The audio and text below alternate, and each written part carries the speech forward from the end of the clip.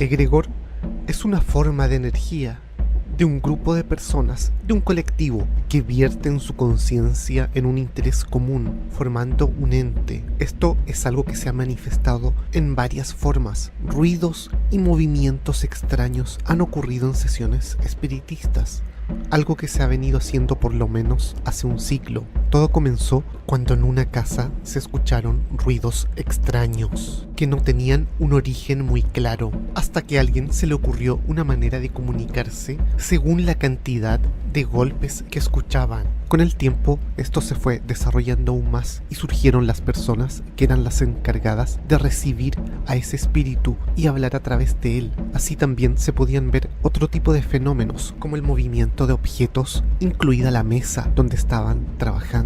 Aquí uno de los pasos centrales era invocar a un espíritu. La conciencia de este se incorporaba al cuerpo y de esta manera se podía extraer información, como lo hacía Edgar Cayce para darle recetas a personas que tenían algún padecimiento con enormes resultados positivos. Pero aquí se hace como un colectivo de personas queriendo comunicarse, todos ellos, pero ¿realmente son espíritus o es la conciencia de las personas o son registros acásicos a los cuales se puede acceder y se transmutan en un ente? Había un matemático, el Dr. Alan Robert George Owen, quien era un especialista en fenómenos paranormales. Se decidió hacer un experimento en el cual se juntaría personas que no tenían una particular habilidad mediúmnica ni nada que se le pareciera. Podríamos decir que no tenían vinculación con el fenómeno, tenían su mente en blanco con respecto a esto. El plan consistió en lo siguiente: se crearía una historia, un personaje ficticio llamado Phillips Aylesford, y el cual sabría de una mujer a la cual se le habían inventado falsamente una historia de que era una bruja y por lo tanto fue llevada a la hoguera. La culpa de Philip sería tan grande al saber que estaba acusada injustamente que se lanzó del castillo en el que vivía. Ese espíritu sería el que invocar. Se realizaron varias sesiones en las cuales en una primera instancia se había llegado a dibujar a este personaje, pero nada raro había ocurrido, así que alguien del grupo dijo que un factor había estado fallando en estas sesiones y era el hecho de que lo estaban haciendo con la luz prendida.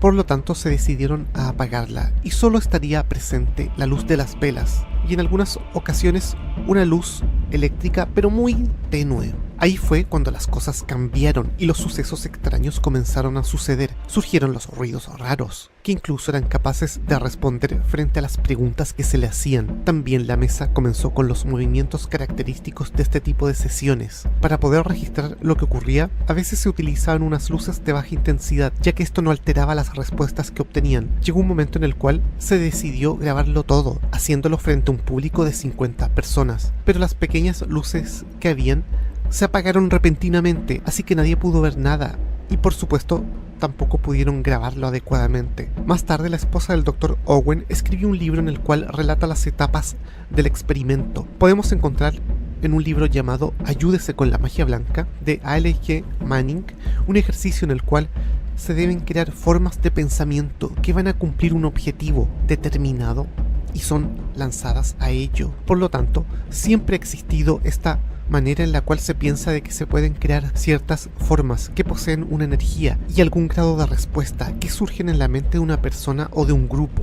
Los grimorios son libros que contienen instrucciones mágicas, rituales generalmente. Uno de ellos, llamado la llave menor de Salomón o la clavícula de Salomón, en su primera sección tiene las descripciones de 72 espíritus, las instrucciones para despertarlos y cómo encerrarlos en una vasija de bronce al cual se le debe poner un símbolo mágico.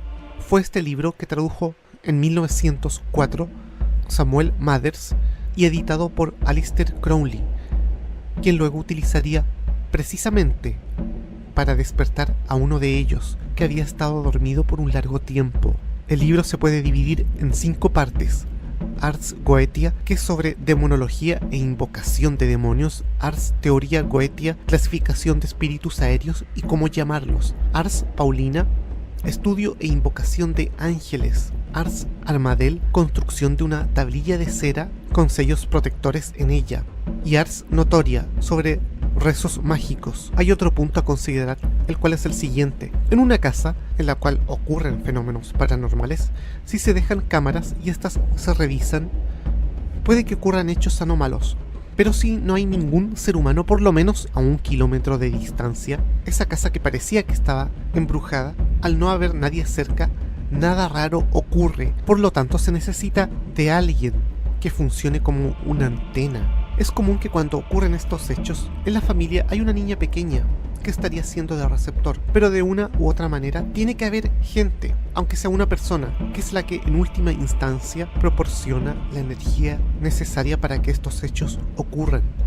En otras palabras, tiene que haber una persona que funcione como un enlace entre el otro lado y esta dimensión terrestre. Así tenemos personas que son mucho más sensibles a este tipo de energías sutiles y las pueden captar con una mayor sintonía. Nos vemos pronto desde una Recuerda suscribirte y darle un like.